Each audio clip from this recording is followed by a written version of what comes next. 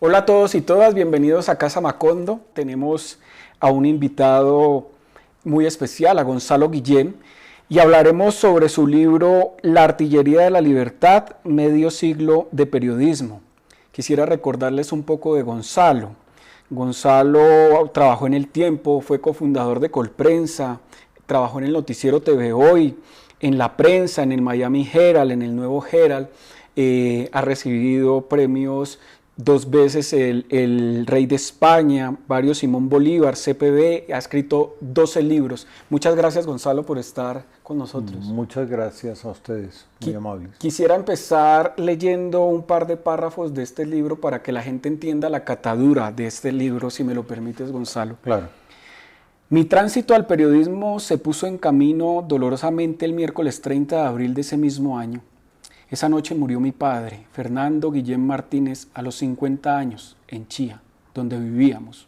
Lo fulminó un infarto que recibió como un balazo en el corazón, disparado a un mismo tiempo por el estrés, la vida sedentaria y las incesantes bocanadas de humo que tragaba de sus cigarrillos piel roja. Llegó a casa, como siempre, al final de la tarde manejando el viejo Chrysler Windsor negro. Entró victorioso como quien acaba de pasar de primero la meta olímpica, porque ese mismo día había terminado de escribir y reescribir el libro hoy famoso que le daría la inmortalidad, El poder político en Colombia, fruto de años de investigación en la Universidad Nacional. Gonzalo, hábleme de su padre. Usted le da mucho espacio en el inicio de este libro, una gran inspiración. Sí, claro. Fue y sigue siendo una persona muy importante en mi vida, aunque murió muy joven. De todas maneras, de todos los 7 hermanos, creo que fue uno de los que más lo disfruté, digamos, porque yo era el segundo, yo hacía parte de los mayores. Y con él aprendí mucho, era un tipo sumamente culto. Muy letrado, ¿no? Sí, muy letrado y muy buen escritor también era él. Le cuenta ahí usted la anécdota de Cervantes. Ladran, luego caminamos, dicen que eso nunca lo dijo, eso no está en el Quijote. De verdad que quiero mucho esa obra. También él era experto en encontrar errores en los libros, incongruencias. Y había descubierto que a Sancho se le perdió el burro. Cervantes no se dio cuenta y lo volvió a usar sin haberse inventado algo para que el burro reapareciera. Bueno, eso en muchas obras pasa, ¿no? ¿Y tenía él alguna postura política o...? Sí, mi papá era liberal. Era liberal de los liberales de los años 40, 50, 60. Cuando había una distinción entre el conservatismo y el liberalismo. Aunque él era descendiente de conservadores y también de liberales. Claro, usted hace una remembranza ahí de él. A partir de su muerte, usted se ve obligado a trabajar. Sí. Y curiosamente entra al periodismo. Quisiera que ampliara eso. Usted no sabe qué significa todavía la comunicación social. Lo dice en su libro. Sí, porque yo fui fundador de la facultad con Evaristo Obregón, que era el decano, que murió hace poco, una gran persona. ¿En qué universidad? En la Tadeo Lozano. Evaristo era amigo de mi papá y él me animó a entrar a la facultad de comunicación social, y la verdad es que yo nunca he encontrado ni entendido qué es eso, ni qué buscan con esas facultades. Entonces sale gente experta en una serie de temas que no son periodismo, la verdad, que llaman comunicaciones estratégicas, comunicaciones organizacional. Todo eso, sí, yo nunca he creído que eso sea periodismo. Y incluso para los periodistas, muchas de esas profesiones son como fastidiosas, son como contrarias al periodismo. Hay gente que ha estudiado en esas facultades y presta unos servicios que se llama Free Press, que es prensa gratis, que es como es como deprimente, ¿no? Que es como decir, puteaderos gratis, ¿no? Ahí entra usted al tiempo, casi de 18 años, y ¿qué recuerda de esas épocas? Bueno, para mí el comienzo, el edificio donde quedaba ese periódico, el centro de Bogotá, la avenida Jiménez, los personajes que circulaban por ahí, los lagartos que entraban al periódico todos los días, se podía entrar sin dejar fichas ni nada, sino de golpe aparecía en la redacción. Había lagartos, había espías, había de todo. El mundo era muy distinto, por eso yo le puse ese título a ese capítulo. Mundo obsoleto. Sí. Y había también unos personajes para mí importantísimos y siempre siguieron siéndolo, como Germán Castro Caicedo.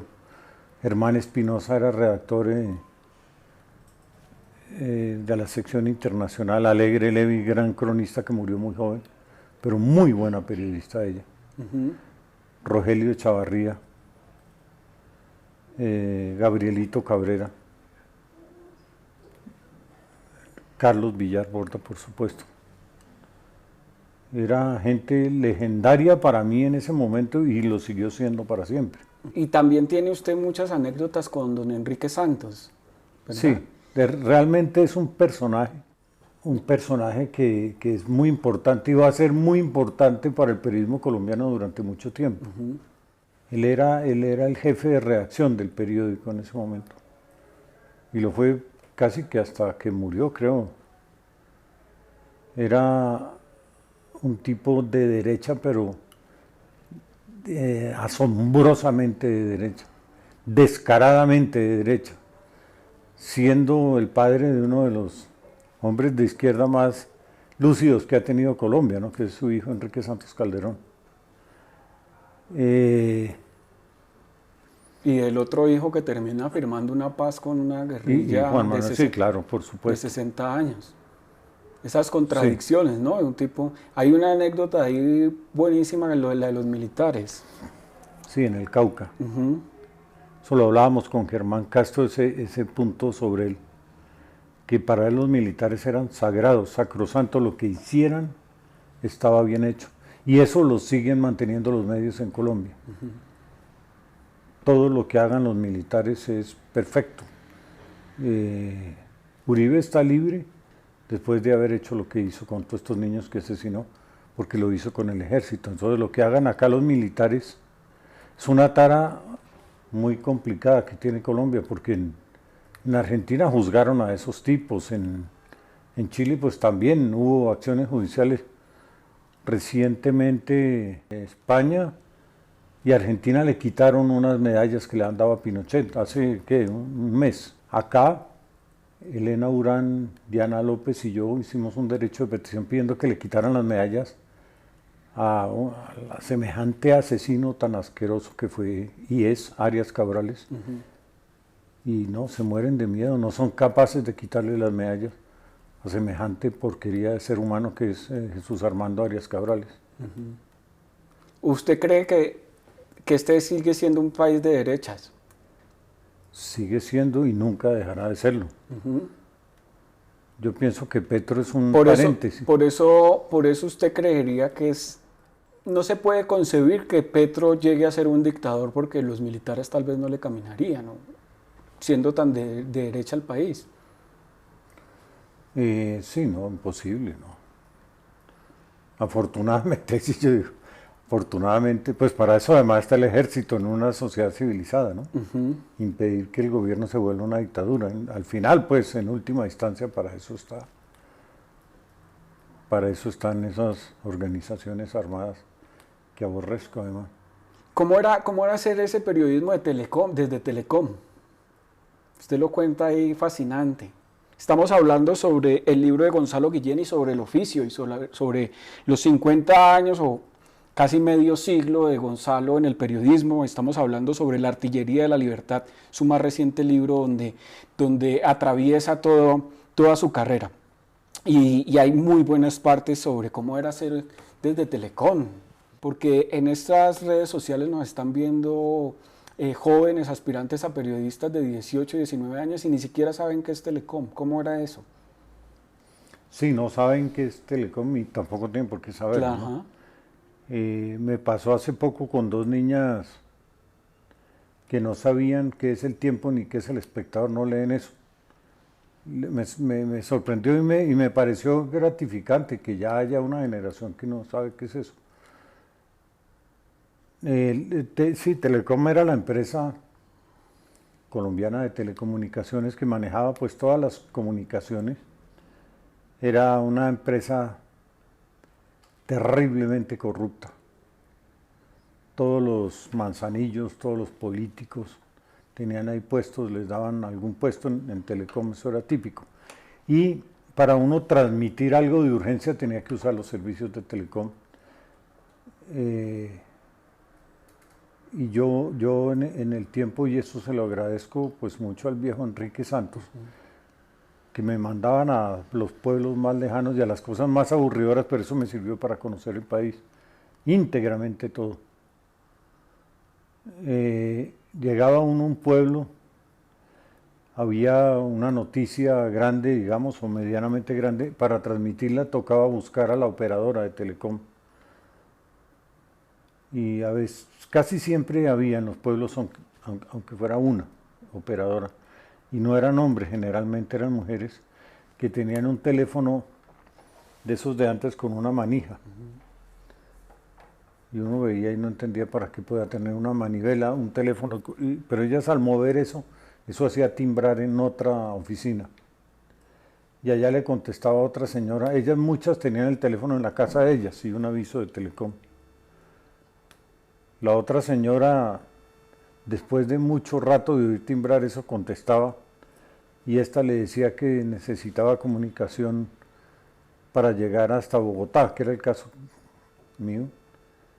Y esta entonces timbraba con su manija y sonaba otra y otra hasta que al final llegaba y contestaban en el periódico.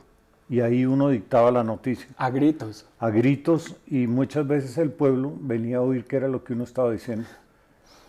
Para enterarse de una noticia que había ocurrido por ahí, no tenían mucha información y sabían que uno llegaba con los datos. Y en el periódico se recibía por teléfono y con máquina de escribir. Y muchas veces los datos salían mal, pues porque las comunicaciones eran terribles. Por mucho que uno gritara, no se entendía lo que se estaba diciendo. El fax también era un servicio que prestaba Telecom. Telecom, que eran unas máquinas enormes que uno escribía y en la máquina que contestaba recibía letra por letra, y si uno no se podía volver a corregir nada. ¿Usted llegó a andar con la máquina, con su máquina de escribir? Sí, todavía la tengo, incluso tengo que ir a recogerla porque me la estaban aceitando y arreglando. ¿Qué máquina es? Olivetti, Ajá, una Olivetti, un diccionario Larousse. Que era el Google, ¿no? Era el Google de Claro. Y una resma de papel. Y yo me sorprendo que todo eso no me pesaba nada. Hoy día uno carga la computadora a una de estas Mac Pro y empieza a pesarle mucho. Y como que las computadoras les va pasando el tiempo y van pesando más. En cambio las máquinas estas no pesaban nada. A mí nunca me pesaron ni me estorbaron. No entiendo cómo pudo pasar eso. Entonces uno con su máquina se sentaba en cualquier parque, en la calle, en cafés, en billares, donde pudiera, y ahí escribía las noticias, las crónicas y las mandaba. También había que mandarlas, muchas veces era por carro. Sí, gente que viajara. Lo que le pasó a usted en Armero. Sí, yo viajo a Armenia. Entonces, ¿por qué no me hace favor, me lleva este sobre a Armenia y allá se lo entrega a no sé quién? O mira a ver si alguien que salga para Bogotá se lo pasa, y al fin un día, el mismo día o 2 días después llegaba el material. Lo de Armero sí hace ya, ¿qué? 38 años. Eso es otro capítulo. El libro no es solamente Lo que pasa es que este primer capítulo es amplio, pero ya vamos a ir para allá. Comienzo, sí. Sí.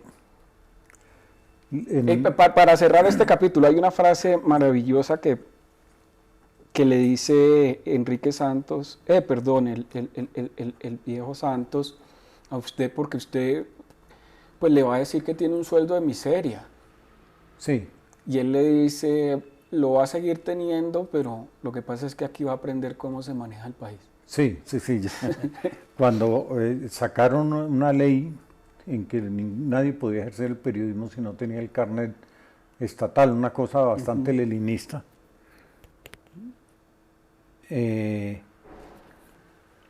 Y yo pues no tenía, nadie tenía el carnet. Los que se habían graduado sí se los daban, y yo todavía no me había graduado en la universidad, y los que llevaban mucho tiempo les daban el título de periodista. Entonces yo quedé en una posición muy complicada, y era que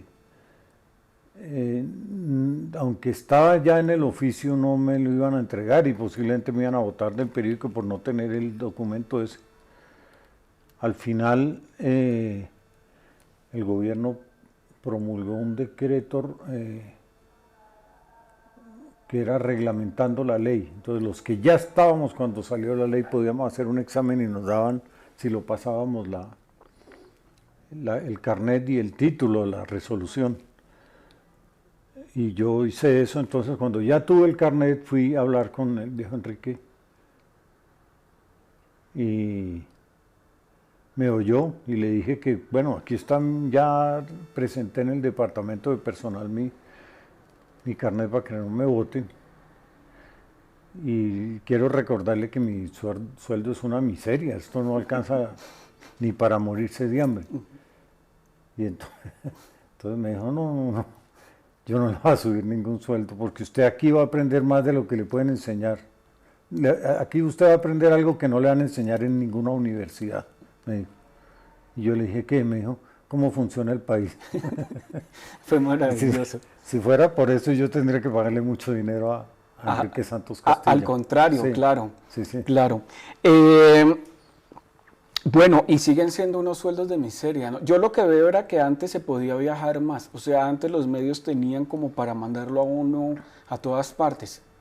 Y entiendo el modelo de negocio, porque se vendían muchos más periódicos en papel. Ahora las suscripciones digitales, pues la gente no le cree, el país culturalmente no está todavía, no ha llegado a ese,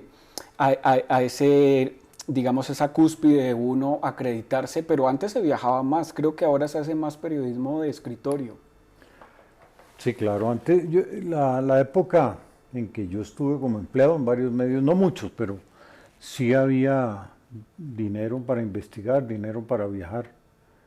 Claro, siempre ha sido un oficio miserable, pero había con qué hacerlo, y además el régimen laboral de antes era mucho más beneficioso que el de ahora, porque eso tenía un sueldo, tenía unas primas, tenía vacaciones, todo eso ahora ningún periodista tiene. He hablado con periodistas que trabajan en medios y da tristeza lo que cuentan. No, y hacer desde el escritorio 8 o 7 notas. Sí, y solo le pagan la que publican por 50.000 pesos. Imagínese. Y por ejemplo, hay una crónica muy buena en este libro que se llama El lío de la Madonna. Sí. ¿Por qué ya no se vuelven a publicar ese tipo de crónicas? Uno ya no las ve. Esa crónica la publiqué originalmente, aquí está bastante ampliada, la publiqué en el Herald. No se publica porque no hay criterio, esa es la verdad. En lo que se publica en los medios a veces da vergüenza, sin duda. Las grandes historias no, ni siquiera las buscan. Ni siquiera buscan la... Y pueden estar, una gran historia está en cualquier parte y la encarna cualquier persona. Pero es en Colombia fundamentalmente es un periodismo tarao. Es gente que le dicen, bueno, usted tiene que usted va a ganar 500.000 pesos mensuales y tiene que producir 10 barbaridades que generen clic. Mientras más sucias, mejor, porque la gente... Y nunca ponga la noticia en el título ni en el lead, como es la receta clásica, sino no diga nada hasta el último párrafo para que la gente permanezca más ahí dentro de eso.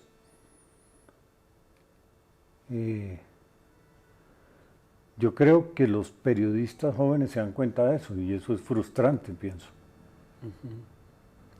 Aquí hay una crónica que quiero enlazarla con otra porque creo, yo estaba pensando, si no estoy mal, que esa como editor pedí publicarla en Las Dos Orillas, que es el cura de las dos Biblias, cuando era editor allá. Pero ahí fue que te conocí y ahí hicimos algo maravilloso, que allá no querían que se publicara, pero se publicó y fue un éxito tremendo, que fue tu entrevista a Alias 101. ¿Te acuerdas? Sí, hace poco miré, va llegando a 5 millones de vistas. Eso es una cosa, y ya hablaremos el cura de las dos Biblias está en este libro. No quisiera que la ampliáramos porque quiero que vayan a comprar el libro y que la lean. Es un cura paramilitar terrible. Yo también amplié bastante esa historia. Esta historia acá. Porque te daba hubo nueva información que tuve, sí. Ajá. Pero recuerdo tú llegaste, me acuerdo, a Las Dos Orillas y mencionaste que tenías esa entrevista, la de 101. Y yo logré convencer que se publicara ya. Pero en esa entrevista ocurrió algo que quisiera que lo ampliaras. Es algo que se ve, digamos, ¿cómo se diría eso? Físicamente o algo así. El tipo termina empapado. En sudor, sí. En sudor. O sea, es una cosa tremenda porque es, como dirían en el cine, la evolución del personaje. El tipo empieza tranquilo contigo, mirándote a los ojos, yo no sé qué, y tú empiezas, como buen periodista, a sacarle y a sacarle, y ese tipo termina lavado. Bañado en sudor. ¿Qué recuerdas de esa entrevista? Bueno, esa entrevista la hice yo en Barranquilla, en la cárcel donde él estaba en ese momento. Él era un capitán del ejército, tipo alto. Para la entrevista se había arreglado muy bien, tenía una camisa fina y se la habían planchado y estaba un tipo... Sí, bien parado, ¿no? Bien parado, altanero. Y me dijo que iba a contar todo lo que había hecho y todo lo que él sabía. La entrevista la pude hacer gracias a la programadora que tuvo, a la productora que tuvo Alex Pernot, que se llamaba La Semilla, que me ayudó muchísimo en este tipo de trabajos. Entonces, él llegó con un cartapacio en la mano y empezamos a hablar. Y él empezó a contar que él era militar, que él fue más asesino como militar que como paramilitar. Y empezó a contar cómo Uribe le daba órdenes a Montoya para matar gente. Y ellos la mataban, cuenta, eso es descarnado, es terrible. Necesitaban un tipo, le ponían una capucha, le pegaban un tiro en la cabeza y lo tiraban. Sí, hay una escena de un chico en la bicicleta, la de la bicicleta es brutal. Pero es que él además saca los documentos y los muestra. Esto es un falso positivo. Así lo montamos y así se reportó y así se fue.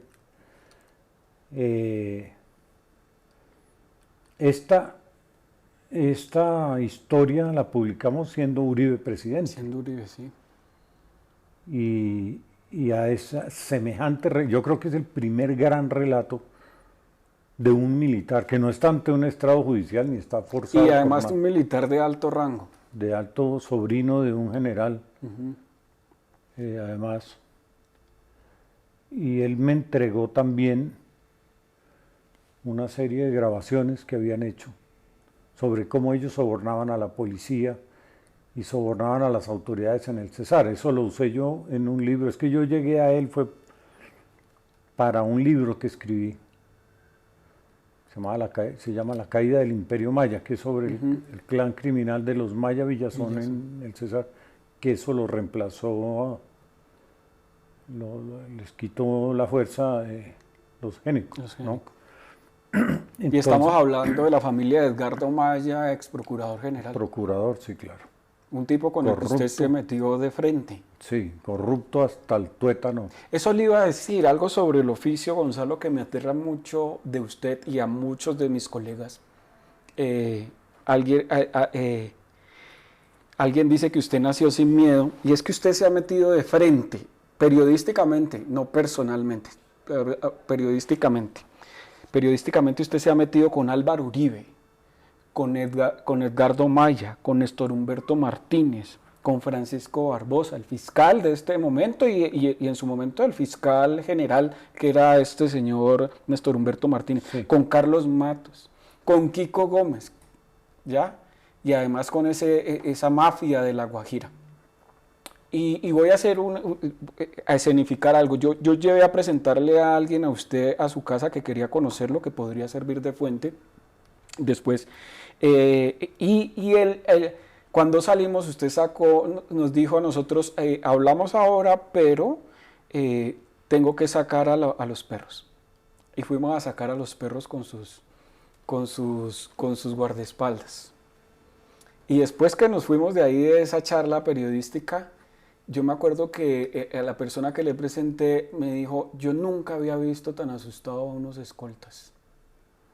O sea, que sus escoltas, y yo creo que más que la palabra asustados era que estaban súper activos. ¿Eso no es difícil para usted, andar tan escoltado y andar tan amenazado?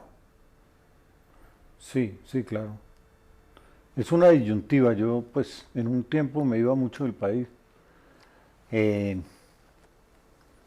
Pero voy a volver el esquema. Entonces me dicen, bueno, devuélvalo, y lo matan, y dicen, como devolvió el esquema, entonces por eso lo mataron. Y es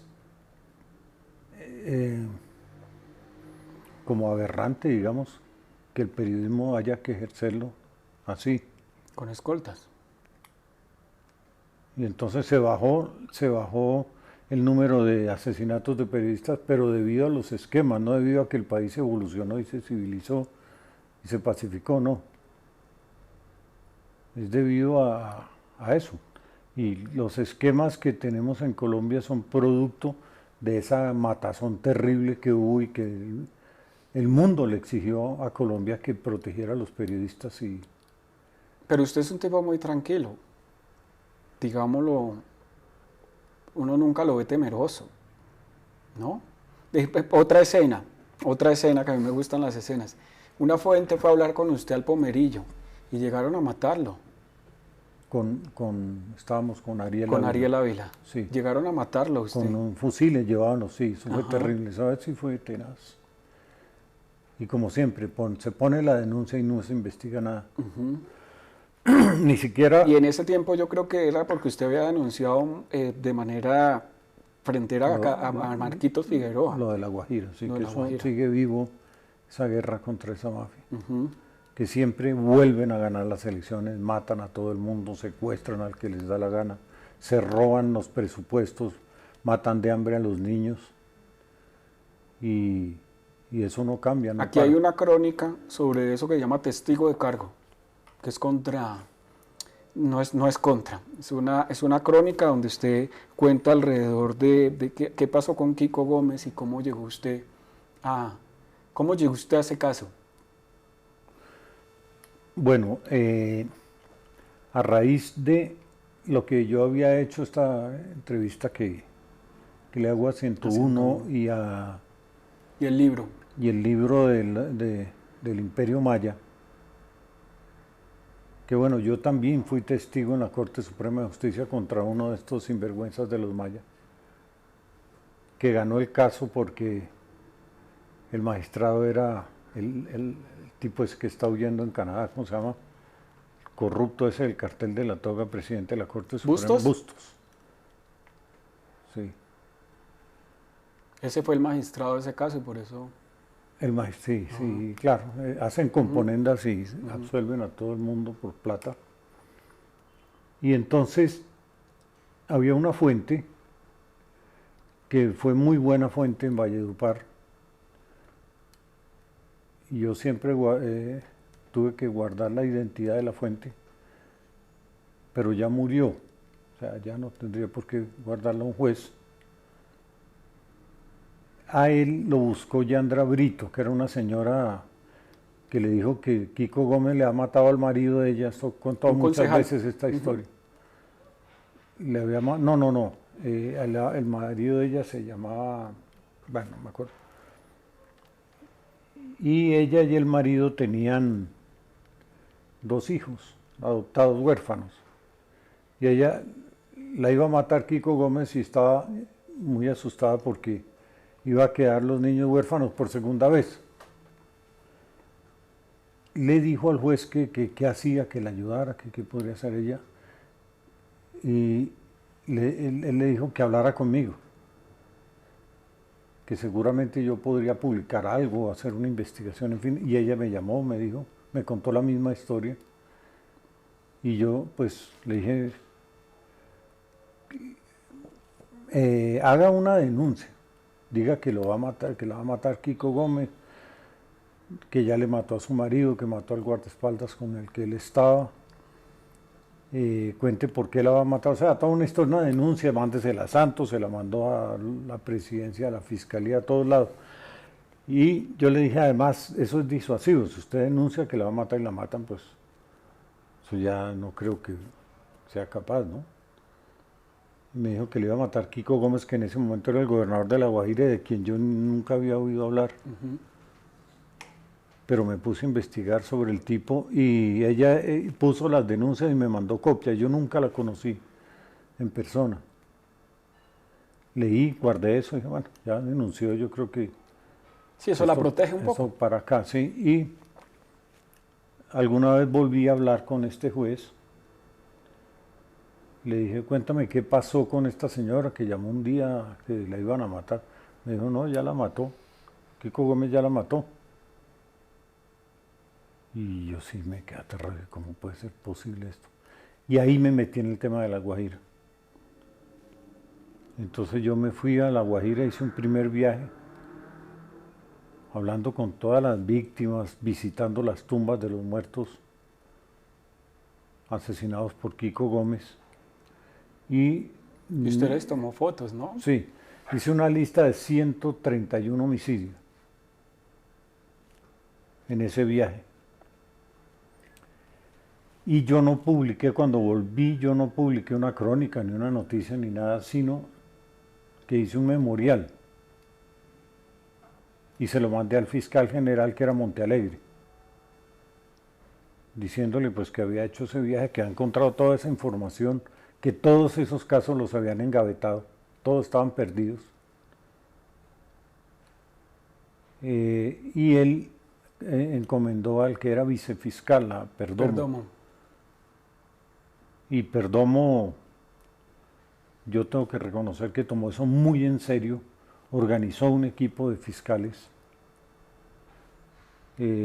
fiscales valientes, hay que reconocerlo. Puso algunos de estos del CTI valientes también, y ellos se pusieron detrás de Kiko Gómez en 2 casos, de los 131, que ahora son 133. Mientras estuvo en la cárcel, le regalaron de cumpleaños 2 muertos más, 3 muertos más, que son uno, el de Yandra Brito y el marido, y otra persona 3, y el otro es el asesinato del que era el concejal de Barrancas, que iba a ser alcalde, que es Luis López Peralta, el papá de Diana López. Ellos estaban en esa lista que yo entregué, y Kiko Gómez está condenado por 50 en esos años. 2 casos, sí. Pero ahorita está en otra cárcel, ¿no? Sí, bueno, se fue de vacaciones, lo mismo que Matos, trampeando a esa cárcel que es un club social. Es que la justicia en Barranquilla es una podredumbre peor que en el resto del país, yo creo. Cuando usted fue a cubrir ese caso, ¿fue escoltado o no? Cuando fuiste a investigar ese caso antes de mandar el memorial. No. ¿No? No, porque ¿Y cómo son las conversaciones alrededor de tu seguridad con la familia? ¿Qué dicen ellos? Yo prefiero no hablar de ese tema. Ujú. Mantengo ese tema. Entiendo completamente, lo entiendo completamente. Usted hizo el documental de la Operación Jaque, ¿no? También el río que desviaron allá en La Guajira, documentales que nunca han podido tumbar, digamos, nunca han podido deslegitimar. Usted en la Operación Jaque es claro y dice esto fue un montaje. Pero aquí, ¿a qué voy? A la crónica, digámoslo así, de los Castaño. Para usted los Castaño son tres muertos tres muertos vivos, tres Sí. renacidos. Tres muertos de la risa. Tres muertos de la risa. Sí, porque nunca nadie ha visto el cadáver de ninguno de los tres. No hay ninguna prueba de que están muertos. En el caso de Vicente, por ejemplo, siguen los juicios contra el tipo, tiene orden de captura. En el de Vicente Castaño yo cuento lo que me dijo el cura este. Pues no voy a contar toda la historia para que la gente lea. Pero ahí Entonces, que quería hacer como ese abrebocas para que la gente vaya a la historia. Para usted, esos tres tipos no están muertos. Hasta que se demuestre que están muertos, claro. No se ha demostrado y no han podido demostrar ante la justicia que estén muertos. Ha habido una evolución del tema después del libro que acaba de salir, pero me acabo de enterar de algo bien interesante, que incluso se lo comenté a la magistrada Alexandra Valencia, que lleva un caso contra Vicente Castaño, que refuerza la teoría de ella y la mía también. ¿No? Habría que ver, hay que investigar eso nuevo que conseguí.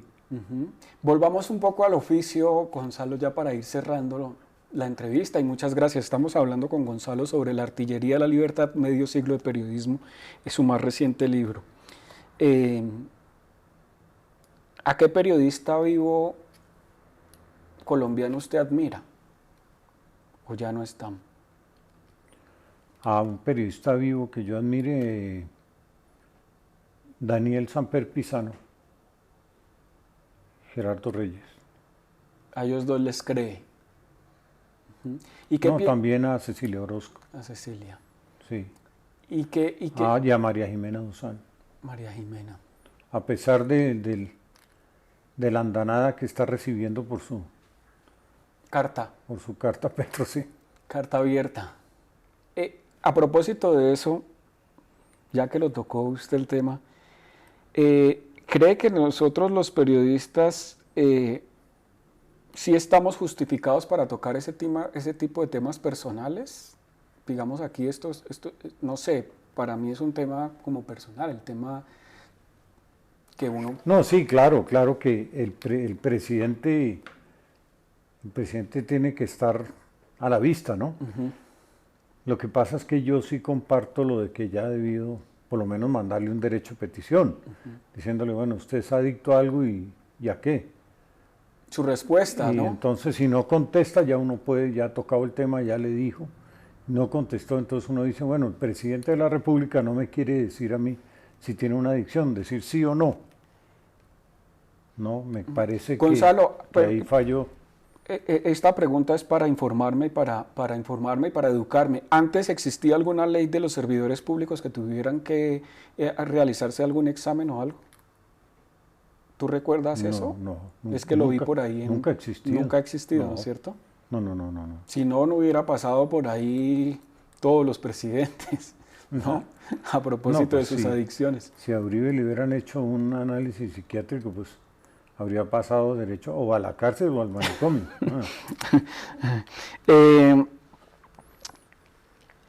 Quiero terminar con dos personas que usted habla en el libro. Y uno de ellos para mí fue un encuentro, esto fue un regalo que me hizo alguna vez una suegra que tuve. Se llama Fernando Garavito, El vuelo de las moscas. Para mí el mejor columnista que ha tenido el país. Las Bueno, columnas fascinante, fascinante. espectacular, sí. Y yo cuando dicté clase, cuando he dictado clase hay una columna aquí, creo que se llama Cóctel sin Ivón, creo que se llama así. Sí, buenísimo. Pero es una cosa muy, o sea, es para analizar porque son, no sé, unos 500 nombres separados de un igual. Y empieza con Norberto. Entonces, Norberto, igual, Álvaro Uribe, igual, el cacique de la Junta, igual, el rey Vallenato, igual, el virrey Vallenato, igual, Sí. Poncho Rentería, igual, el general Bedoya, igual. Y a todos los encasilla y termina, no sé qué quiere decir, pero empieza con Norberto y termina con Norberto. Es una columna donde no dice nada, pero dice mucho. ¿Cómo recuerdas a Fernando? Bueno, ahí está, cuando él murió yo escribí lo que está acá en el libro, que realmente a todo el mundo le ha fascinado ese perfil de Fernando. Yo lo conocí cuando llegué al Tiempo, él había estado en la misma sección donde yo estuve. Que era Nación, más o menos. Se llamaba Departamentales, sí. Y en un archivador de lata de esos viejos de antes había una carpeta pues había ordenado todo lo que mandaban los gobernadores protestando, los alcaldes, no sé qué, y las cartas a la cafetería, que era un cruce de cartas que ha tenido el jefe de la sección con el administrador de la cafetería, que era genial esa cafetería en el periódico, en el último piso, que la carne asada viajaba el olor de carne asada a la oficina de la dirección. Y allá estaba don Roberto García Peña sentado con el poder en Colombia oliendo a mazamorra. Un día la comida estaba demasiado mala y la secretaria de la sección, Elenita Bautista, me dijo, vea, mande una carta protestando. Vea, el anterior director, uno de los anteriores directores, mandó unas cartas y me las entregó, eran las de Fernando. Las de Fernando. Eso debió ser un libro, yo creo, una maravilla de cartas protestando. Es que era un tipo llenas de humor. Y una de las últimas cartas, creo que fue la última, él decía que casi se mata al entrar a la cafetería porque se resbaló sobre un espagueti inmensamente grande que estaba tirado y abandonado ahí, y dibujó el espagueti. La carta era dirigida al gerente del periódico, que era Carlos Pinilla Barrios. Me acordé de eso cuando murió Fernando y por eso escribí. Y esas cartas, esa carpeta inútil yo me la cogí para mí. Y Fernando siempre me pidió que se la entregara. Y yo lo tomé del pelo constantemente. Nunca se la entregué, después yo me fui del país y cargué eso entre mis cosas. Y esa carpeta sucumbió en una inundación en una bodega donde yo tenía algunas de mis cosas en el fenómeno del niño del 99, 98, 99. Se inundó y ahí se fue ahí murieron las cartas. Para hacer un contexto de Fernando, para estos nuevos públicos, estas nuevas audiencias que nos ven a través de las redes sociales de Casa Macondo, Fernando Garavito fue un periodista muy culto, tipo cultísimo. Fernando, sí, claro, un lector impresionante. Impresionante. Gran escritor, tenía un montón de virtudes, gran poeta era Fernando. Poeta. Y se había inventado un poeta también. Se inventó un poeta que se llamaba Orlando Iregui Romazo. Y cuando faltaban cartas en la sección de lectores, no en la prensa donde trabajamos él y yo, sino en Cromos, donde estaba, él siempre metía alguna carta que era Orlando Iregui Romazo. Pero además también un tipo, digamos, muy abnegado, no sé cómo se diría la palabra, pero un tipo sin miedo, y fue el que escribió un libro que se llama Biografía no autorizada de Álvaro Uribe Vélez.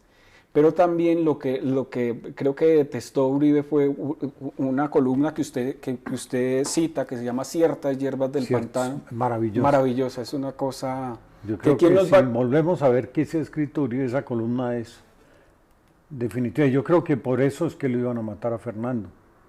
fueron a buscarlo a la universidad esta y al día siguiente se fue del país. Yo viajé con él, lo acompañé y con su hija Manuel. Y ahí comenzó ese exilio horrible de él hasta que murió. Sí, sí, y muere en circunstancias extrañas, ¿no? En un Sí, que parezca un accidente. Que parezca un accidente. De eso yo nunca he podido saber que haya habido certeza de que realmente fue un accidente. Pero así quedó. Así quedó. Y esa está por ahí, creo que en la Nueva Prensa también lo han publicado, se llama Ciertas hierbas del pantano, donde él termina diciendo que Álvaro Uribe, y es año 2009, creo, perdón, año 2001, nadie conocía. Era candidato apenas, y lo que dice Fernando Garavito es que, que el periódico El Tiempo a cuatro columnas, se decía eso, ¿no? Lanza con bombos y platillos a la persona que nos va a defender de todos los males, pero nadie sabe quién nos va a defender de esa persona. Año 2001. Sí. Y me imagino que... Y él tenía mucha... Él y Garzón también tuvo Jaime. Algo muy parecido. Sí, Fernando Garavito. Este libro es súper recomendado y usted lo menciona. Y el otro tipo con el que usted trabajó y a quien le dedica una columna es a Germán Castro Caicedo. ¿Qué recuerda de Germán? Germán Castro Caicedo, un berraco periodista, un señor periodista, Germán. Admirable, con un talento único para encontrar historias, para investigarlas, para sostenerlas, para defenderlas. Historias únicas y lecciones de dónde puede haber una gran historia, ¿no? Como La bruja de los Builes o Un avioncito de los llanos orientales. Da un libro, y claro que da un libro completamente. Las cartas que dejó un tipo que decía en una de ellas: mi alma se la dejo al diablo. Hoy día cualquier periodista de estos que están explotando en los medios lee eso y no publica nada. O harían un título que dice: adivine qué le dijo un muerto al diablo, o algo así. Que pues, y uno sigue aprendiéndole. Mire, le cuento algo. Nosotros acabamos de escribir con José Alejandro Castaño un libro sobre los niños de la selva, los niños que se perdieron. Su título va a ser Relato de un milagro. Y tuve que devolver a Germán Castro Caicedo al de Mi alma se la dejo al diablo. No, eso es un clásico. Y leyendo a Germán, entonces, son lecciones de periodismo, porque, por ejemplo, yo tenía que saber, Germán describe una fruta en la selva, la describe de manera maravillosa. Y estos niños sobrevivieron con una fruta que se llama, que la da la palma de 1.000 pesos. Cuando yo leo eso, yo dije, esto es una lección, yo tengo que también describir este fruto, ¿no? Y eso era lo maravilloso de Germán. Y Germán era de los tipos con mucho rigor, así como usted, y era de llamar, por ejemplo, si tenía que llamar a un botánico para una línea, llamaba a un botánico para una línea, ¿no? De ese tipo estaba... Y era muy, digamos, él le leía a usted sus crónicas y le daba feedback, le decía, mira, aquí no, ¿cómo era esa relación? Sí, claro. Pues cuando lo conocí, él me orientó mucho. Y de esos primeros días míos como periodista, tuve una gran lección que yo he desarrollado a partir de conversaciones con Germán sobre la verdad y la realidad. Muy inteligentemente me dijo un día, y hablamos mucho: a los periodistas no nos interesa ni nos debe interesar la verdad, sino la realidad, porque es decir, si cualquier hecho que no está enmarcado en una realidad, pues eso no vale nada. Así sea verdad, no vale nada, no trasciende, no va para ningún lado. La realidad es lo que le da peso y sustento y asombra y trasciende de cualquier cosa, ¿no? Y eso yo no lo he visto nunca en ningún libro, ningún texto, ni nada, pero he probado que es absolutamente cierto. Bueno, hablamos con Gonzalo Guillén sobre la artillería de la libertad y quisiera terminar recuerdo que usted en esa columna, en el momento en que habló con Germán Castro Caicedo, usted le terminó esa charla diciéndole: Germán, usted es un berraco. Y yo quisiera terminar esta entrevista diciéndole: Gonzalo, usted es un berraco. Muchas gracias. Muchas gracias. Muy amable, les agradezco mucho.